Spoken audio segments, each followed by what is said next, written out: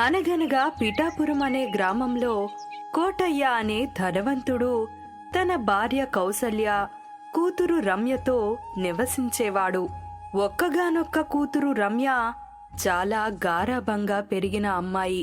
అందం, ధనం, చదువు అన్ని సౌకర్యాలతో పెరగడంతో గర్వం, పొగరు, కోపం తన వ్యక్తిగత స్వభావం.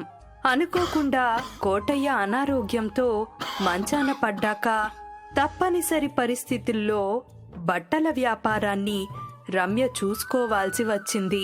రమ్య కోటయ్య వ్యాపారాన్ని చూసుకోవడం మొదలుపెట్టింది. తన కింద పనిచేసే వాళ్ళు తన పేరు వింటేనే భయపడేవాళ్ళు. ఎప్పుడు ఏమంటుందో, ఏం చేస్తుందో అని భయం. కోటయ్య స్థాపించిన బట్టల వ్యాపారానికి రమ్య యజమాని అని కాదు, కోటయ్య గారి ఏకైక కూతురు అని పొగరు, గర్వం. రమ్యకి అనుకున్నట్టుగా పని చెయ్యకపోతే పనిలో నుంచి తీసేస్తుంది అని తన దగ్గర పనిచేసే వాళ్లకి చాలా భయం. ఒకరోజు తన దగ్గర చాలా ఏండ్లుగా పనిచేస్తున్న కేశవ వాకిలి తలుపు తీస్తుండగా బండి ఆపి దిగి రమ్య కేశవతో ఇలా అంటుంది.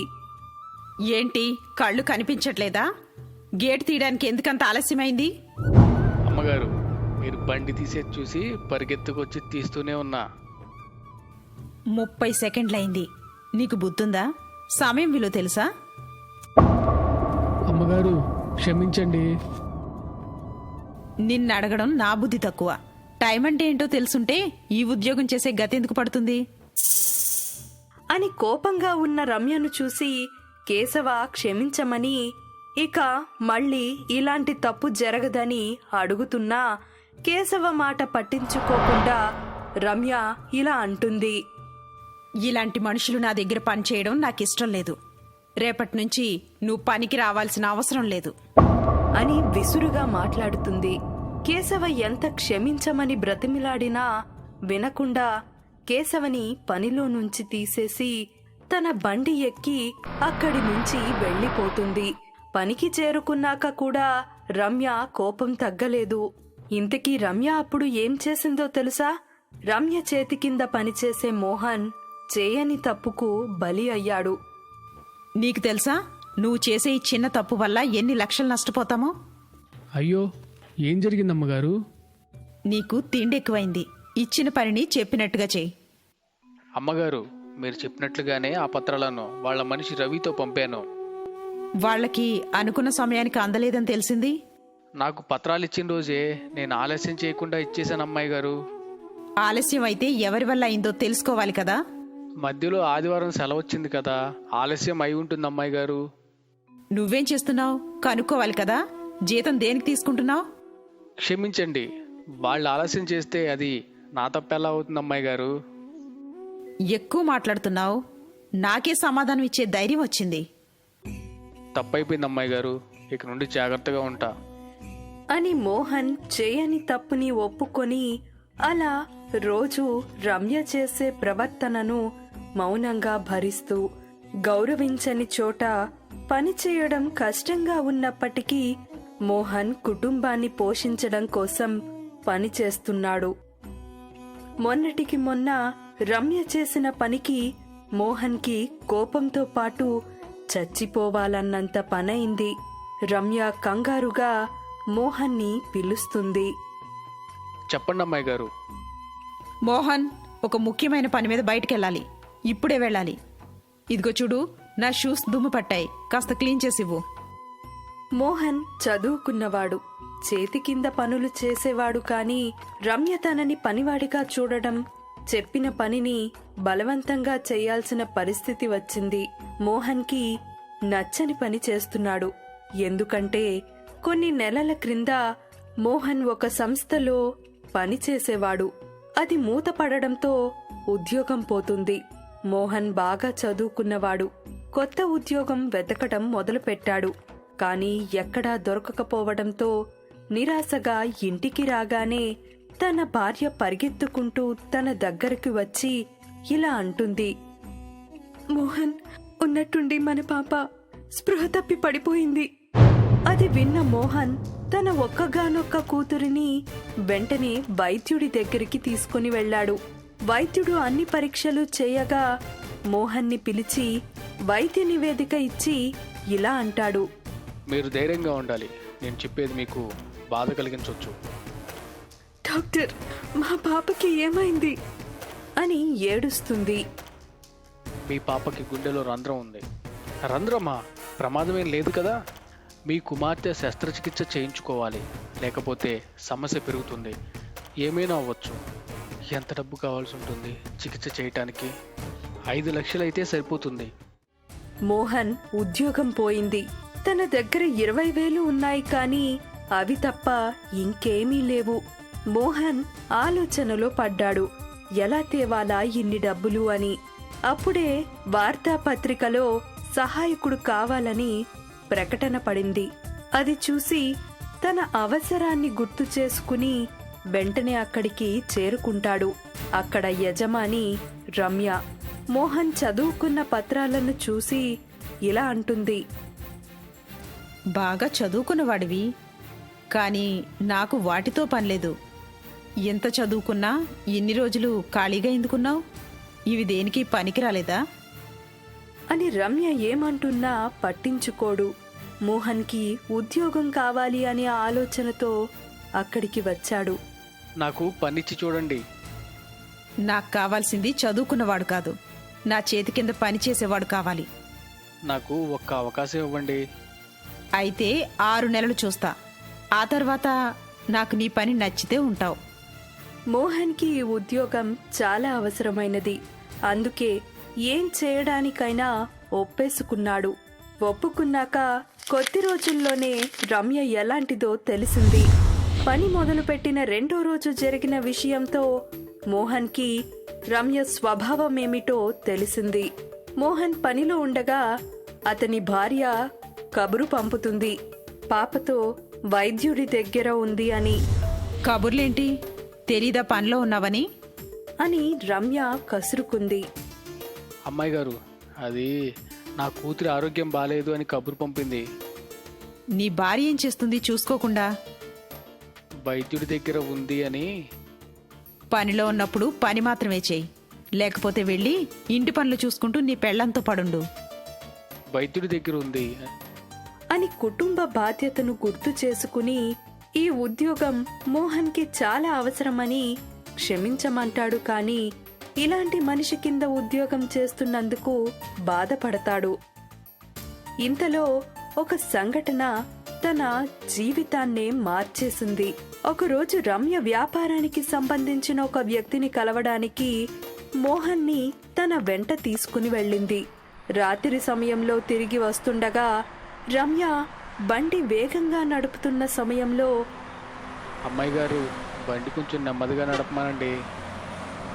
నేనేం చెయ్యాలో నువ్వే నాకు చెప్తావా? మాట్లాడకుండా కూర్చో. అది రాత్రి సమయం. మోహన్ చెప్పినా వినకుండా నడుపుతుండగా ఆమె వేగాన్ని నియంత్రించలేకపోయింది. మరియు కాలిబాట మీద పడుకున్న 4 మనుషుల మీద బండి ఎక్కించి చంపేసింది. అమ్మాయి గారు, ఎంత పని చేశారు? వాళ్ళు చనిపోయారు. అయ్యో, ఏంటి ఇలా జరిగింది? ఇంక నాకు జైలు తప్పేలా లేదు. అమ్మాయి గారు, నేను చెప్తూనే ఉన్నా. రమ్య ఆలోచనలు పడింది, ఏం చెయ్యాలి అని. ప్రమాదం జరిగిన చోట చుట్టుప్రక్కల వారంతా గుమ్మిగూడారు. రమ్య కంగారు పడింది. తన మనసులో తప్పించుకునే ఆలోచన వచ్చింది. మోహన్, నేను చెప్పినట్టుగా చెయ్యి. ప్రమాదానికి నువ్వే బాధ్యతని ఒప్పుకో. అమ్మాయి గారు, నేను ఎలా? నాకు బండి నడపడమే రాదు. అదంతా నేను చూసుకుంటాను. నా భార్య, నా పాప. నీ పాపకు బాలేదు కదా, నేను చూసుకుంటాను. నువ్వే చేశానని ఒప్పుకో. మోహన్ ఆలోచిస్తుండగా, ఇప్పుడు నువ్వు ఒప్పుకోకపోతే చాలా నష్టపోతావు. నీ ఉద్యోగం పోతుంది. చికిత్స చేయించకపోతే నీ కూతురు పోతుంది. ఆలోచించుకో. మోహన్ నిజాయితీగా ఉంటే నష్టపోయేది తానే అని ఆలోచిస్తుండగా, నీ ఇంటి బాధ్యత నేను తీసుకుంటాను అని రమ్య అనగా మోహన్కి ఒప్పుకోవడం తప్ప వేరే దారి కనిపించక తాను ఆ తప్పు చేశాను అని ఒప్పుకుంటాడు. రమ్య చేసిన తప్పుకి శిక్ష మోహన్కి పడింది, కానీ రమ్యకి మాత్రం పాపం చుట్టుకుంది. రమ్య ప్రశాంతంగా నిద్రపోయే రోజే లేకపోయింది. తాను మాట ఇచ్చినట్టుగా మోహన్ కూతురు చికిత్సకు మోహన్ భార్యకి డబ్బులు ఇచ్చి వస్తుండగా చనిపోయిన ఆ నలుగురు తన ముందు నిలబడినట్టుగా కనిపించసాగారు. భయపడుతూ ఇంటికి వస్తుంది. రాత్రి పడుకున్నప్పుడు వాళ్ళు కలలోకి వచ్చి తనని పిలుస్తున్నట్టుగా అరుపులు వినిపించాయి. దానితో నిద్ర కూడా పోవడం కష్టంగా అయింది. పనికి వెళ్తే ఏ పని చెయ్యకుండా ఆలోచిస్తూ నిద్రలేక అలా తలనొప్పితో బాధపడుతూ మోహన్ కూడా లేడు అని, ఉంటే అన్ని పనులు తనే చూసుకునేవాడని తల పట్టుకుని ఇంటికి వెళ్ళిపోతుంది. ఘటన జరిగి 15 రోజులు గడిచాయి. రమ్య సమయానికి లేవడం, పనికి వెళ్ళడం మానేసింది. రోజు రాత్రి పడుకోలేకపోతుంది. రోజు కలలో చనిపోయిన ఆ నలుగురు అరుపులు, కేకలు, మమ్మల్ని ఎందుకు చంపావు అంటూ ఎందుకు ఎందుకు అని వెంటాడసాగాయి. రమ్య తప్పు చేశాను అని, మోహన్కి అన్యాయం చేశాను అని బాధతో పెద్ద తప్పు చేసింది అని గ్రహించి మరునాడు పొద్దున్నే పోలీస్ స్టేషన్కి వెళ్ళి తన తప్పు ఒప్పుకొని తానే దోషినని పోలీస్ ముందు ఒప్పుకుంటుంది. నీకు తెలుసా నువ్వేం చేస్తున్నావో, ఏం మాట్లాడుతున్నావో? నేను చాలా పెద్ద తప్పు చేశాను. అసలు దోషిని నేను. నీకు 20 సంవత్సరాల శిక్ష పడుతుంది తెలుసా? నేను చేసిన తప్పుకి చనిపోయిన వాళ్ళ ప్రాణాలు తిరిగి తేలేను. మోహన్కి శిక్ష వేసి పాపం చుట్టుకోలేను. నేను నరకం అనుభవిస్తున్నాను. అసలు దోషిని నేనే అని ఒప్పుకున్నాక మోహన్ని విడుదల చేసి రమ్యకి శిక్ష వేశారు. 20 సంవత్సరాలు గడిచాయి. రమ్యని విడుదల చేశారు. రమ్య ఇంటికి వస్తుంది. తన తండ్రి ఇక లేరు అని తెలిసి చాలా బాధపడుతుంది. రమ్య చెప్పినట్టుగా మోహన్ ఉద్యోగం చేస్తూ వ్యాపారాన్ని నిజాయితీగా మంచి లాభాలతో చూసుకుంటున్నాడు. ఒక ఘటన రమ్య జీవితాన్ని మార్చేసింది. ఇప్పుడు తను అందరినీ గౌరవిస్తూ బాగా చూసుకుంటుంది. మధురాపురిలో రమణమూర్తి ఇంకా శారద అనే కోటీశ్వరులు ఉండేవారు. వాళ్లకు ఒక్కతే కూతురు, పేరు దేవిక. ఒక్కతే కూతురు అయి ఉండడంతో చాలా గారాబంగా పెంచారు. తన కూతురి విషయంలో ఎవరు చెప్పినా వినేవాడు కాదు. ఏది తక్కువ చేసేవారు కాదు. కూతురేమో మితిమీరిన భోజన ప్రియురాలు. వాళ్ల అమ్మాయి కోసం రమణమూర్తి ఇంట్లో చాలా పెద్ద భోజనశాలను నిర్మించి అనేక దేశాల నుండి ప్రసిద్ధి చెందిన 5 వంటవారిని నియమించాడు. ఒక వంటవాడు పొద్దున్నే, ఒకరు మధ్యాహ్నానికి, ఒకరు సాయంత్రానికి, ఒకరు రాత్రికి, ఇంకా ఒకరు రసాలు స్వీట్లు చేయడానికి. ఇలా 5 వంటవాళ్లు దేవిక కోసం వండేవాళ్లు. వంటవాళ్లు ముందు రోజు రాత్రే రేపు ఏమి వండాలి అనే దాని గురించి శారదకి చెప్పి అనుమతి తీసుకునేవారు. 4 పూటలు రకరకాల వంటలను దేవిక కోసం చేసేవారు. అయితే రోజుకొక కొత్త వంటకం, రుచికరమైన భోజనానికి అలవాటు పడిన దేవిక ఆకలి అనే పదానికి అర్థం తెలియని రోజు వచ్చేసింది. దేవిక సరిగ్గా తినకపోవడం గమనించి ఒకరోజు శారద తన భర్తతో అంటుంది, యావండే, మీతో అమ్మాయి గురించి ఒక విషయం మాట్లాడాలి. నాకు తెలుసు, అమ్మాయికి పెళ్లి వయసు వచ్చింది, సంబంధం చూడు అని చెప్పాలని అనుకుంటున్నావు కదా? కాదండి, మన అమ్మాయి ఆరోగ్యం గురించి, తన అలవాట్ల గురించి కంగారుగా ఉంది. దానికేమైంది? అది నా బంగారు తల్లి. అలా అనే చెడగొట్టామేమో. ఇప్పుడేమైంది? అది మహారాణి. నాదంతా దానికే. డబ్బుతో ఆరోగ్యాన్ని కొనలేమండి. దాని ఆరోగ్యానికి ఏమైంది? మీ కూతురు 4 పూటలా తినేది, ఇప్పుడేమో సరిగ్గా తినటం లేదు. ఏం మాట్లాడుతున్నావు శారదా? నా చిట్టి తల్లికి ఏమైంది? ఆకలి అవ్వటం లేదు అంటుంది, రుచిగా లేవు అంటుంది. అలాగా? మధ్యాహ్నం భోజనం చెయ్యాలని గుర్తు చేయాల్సిన పరిస్థితి వచ్చేసింది నేను దేవికతో మాట్లాడి తెలుసుకుంటాను. అని ఆ రాత్రి మూర్తి తన వంట వాళ్లను వెళ్లి గదిలో ఉన్న తన కూతురిని భోజనానికి తీసుకురమ్మంటాడు. అమ్మాయి గారు, భోజనం పెట్టమంటారా? వంటలు అంత రుచిగా ఉండటం లేదు, నాకు తినబుద్ధి అవడం లేదు. అన్నీ వేసేసాం అమ్మాయి గారు. నాకు ఆకలిగా లేదు, కొద్దిసేపు అయ్యాక వస్తా వెళ్ళండి. నేను దేవికతో మాట్లాడి తెలుసుకుంటాను అని శారద వంటవాళ్లని పంపిస్తుంది. వంటవాళ్లు యజమాని దగ్గరికి వెళ్లి చెప్తారు. అయ్యా, ఆ అమ్మాయి గారు మా వంటలు ఇష్టపడట్లేదు, కాసేపు తర్వాత వస్తా అన్నారు. అయితే ఏం కావాలో అది చేయండి, మరోసారి అన్నీ చూసుకుని వంట చేస్తామయ్యా. అయితే కొత్తగా ఏమైనా చేయండి. అయ్యా, రుచిగా లేవు, మీరు సరిగ్గా చేయండి అంటుంది. అయ్యా, ఇదిగో మీ డబ్బు, ఇక మేము చేయలేము, మీరు వంటకి కొత్తగా వేరే ఎవరినైనా చూసుకోండి అని నిర్ణయం తీసుకుని వంట పని వదిలేసి వెళ్లిపోతారు. ఆ రాత్రి భోజనానికి దేవిక రాలేదు. శారద భోజనాన్ని దేవిక గదిలోకి తీసుకువెళ్తుంది, అన్నం పెడుతుంది.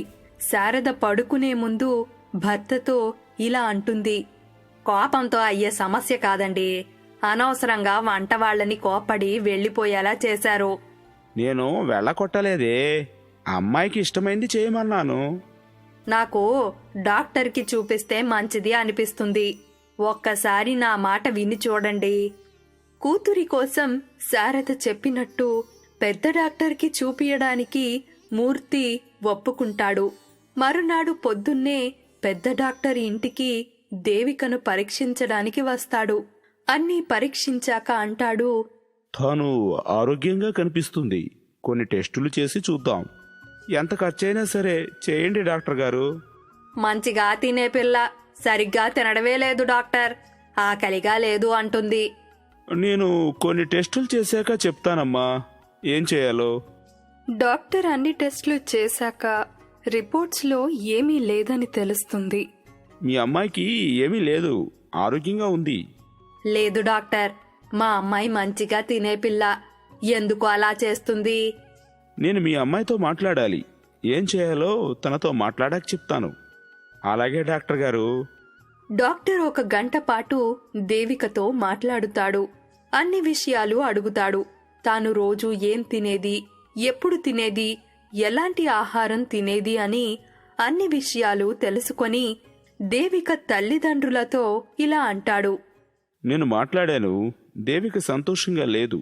ఏం తక్కువ చేశాం డాక్టర్, కొత్తగా రుచిగా ఏమైనా తినాలని ఉంది అని చెప్పింది.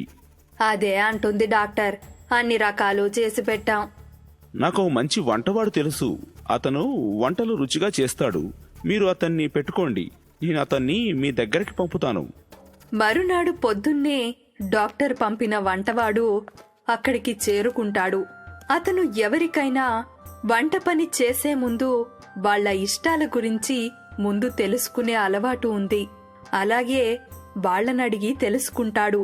దేవిక వంకలు పెడుతుందని, ఏది చెప్పినా ఇష్టపడట్లేదని ముందు చేసిన వాళ్ల దగ్గర నుంచి అంతా వివరంగా తెలుసుకుంటాడు. మూర్తి వంటవాడు సోమ్నాథ్ని పనిలో పెట్టుకునే ముందు పిలిచి అడుగుతాడు. నీ పేరేమిటి? నా పేరు సోమనాథ్. నువ్వు బాగా వంటలు చేస్తావని, నీ వంటలు రుచిగా ఉంటాయని విన్నాను. అయ్యా, వంటలు రుచిగా నచ్చేలా చేయడంలో సంతోషం ఉంది. సోమనాథ్, నువ్వు ప్రపంచంలో ఎన్నడూ రుచి చూడని అలాంటి వంటకాన్ని తయారు చేయగలవా? అయ్యా, మీరెప్పుడూ రుచి చూడని పులుసు ఒకటి ఉంది, దాని పేరు కాయల పులుసు. కానీ ఆ కాయలు అడవిలో మాత్రమే కాస్తాయి, కోసిన వెంటనే వండాలి. కాబట్టి మీరు నాతో అడవికి వస్తే రుచి చూడగలరు. ఓ అలాగా, ఎప్పుడూ వెళ్ళలేదే, తప్పకుండా వెళ్దాం అని అలా మూర్తి, శారద, దేవిక, సోమ్నాథ్ అడవికి బయలుదేరుతారు. పొద్దున్నే బయలుదేరిన ఆ నలుగురు సాయంత్రమైనా అడవిలో నడుస్తూ ఉన్నారు. దారిలో అందరూ ఏదో ఒకటి తింటూ నడిచారు. కాని దేవిక ఏమీ తినకుండా నడిచి నడిచి అలసిపోయింది. ఇంకా ఎంత దూరం అని అడగడం మొదలుపెట్టింది. అదిగో చెట్టు దగ్గరకు వచ్చేసాం. అలా కూర్చోండి అయ్యా, కాసేపు విశ్రాంతి తీసుకోండి. నేను ముందున్న చెట్టు నుంచి కాయలు కోసి కట్టెల పొయ్యి తయారు చేసుకుంటా. త్వరగా చేయి సోమనాథ్, ఆకలిగా ఉంది. అవును నాన్న, చాలా ఆకలిగా ఉంది ఇప్పుడో తీసుకొని తెస్తానయ్యా. అని అతను కట్టెల పొయ్యి వెలిగించి పులుసు చేసి ఇచ్చాడు. అయ్యా, ఇదే కాయల పులుసు. మూర్తి ఆకలితో ఉండడం వలన ఆ పులుసు చాలా రుచించింది. త్వరగా వడ్డించు సోమనాథ్. ఎంత రుచిగా ఉంది! ఇలాంటి పులుసును ఎప్పుడూ తినలేదు. ఇవే కాకరకాయల్లా ఉన్నాయే. అవును అమ్మగారు, ఇది మామూలు కాకరకాయలతో చేసిన పులుసు. మీరు ఆకలితో ఉండటం వల్ల అది మీకు రుచిగా ఉంది. చాలా రుచిగా ఉంది సోమనాథ్.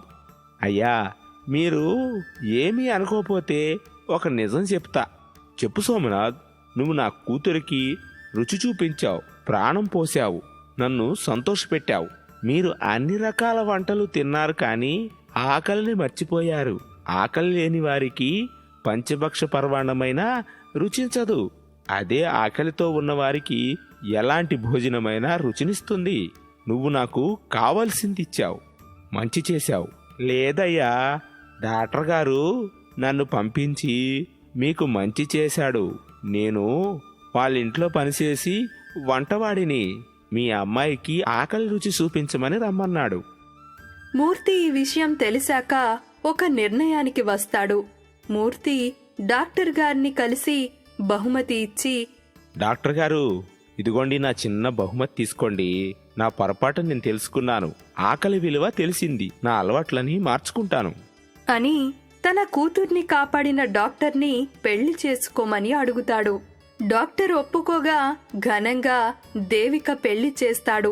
వెళ్లిపోయిన వంట వాళ్లని మళ్లీ పనిలో పెట్టుకుని వాళ్లతో సోమనాథ్ని తన వంటగాడిగా పెట్టుకుని అందరూ సంతోషంగా ఉంటారు. ఏదైనా అతిగా చేస్తే అంతే మరి. ఆకలి విలువ తెలియాలి. లేకపోతే ఎంత రుచిగా వండి ముందు పెట్టినా అవి రుచిగా ఉండవు.